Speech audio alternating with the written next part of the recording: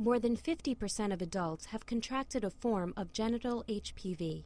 So what are the health consequences of an HPV infection? The human papillomavirus, or HPV, is an extremely common viral infection. There are about 40 varieties that infect the genitals and which can be passed through sexual contact even if a person is not exhibiting symptoms. Genital HPV's effects on health can be severe and will vary depending on the HPV strain. After a person contracts HPV, his or her body can develop some immunity to it. That immune response can prevent symptoms should a person be reinfected or if their infection lingers. Each strain of HPV has a particular effect on the body. The one that causes genital warts, for example, doesn't cause precancerous lesions.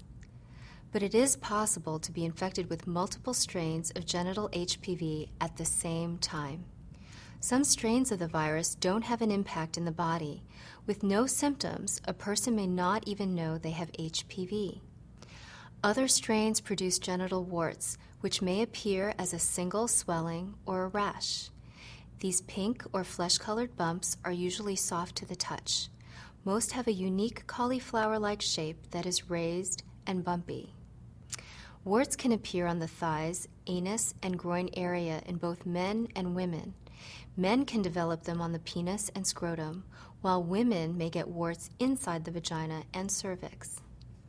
Genital warts are generally harmless. However, more severe health problems will follow from infection with one of the 13 high-risk strains of genital HPV. If someone contracts high-risk strains repeatedly or develops a lingering infection, the long-term damage can prompt precancerous or cancerous tumor growths to form. In women, persistent genital HPV infections are a precursor to both cervical and vaginal cancers. In fact, a person cannot contract these cancers unless they've had genital HPV.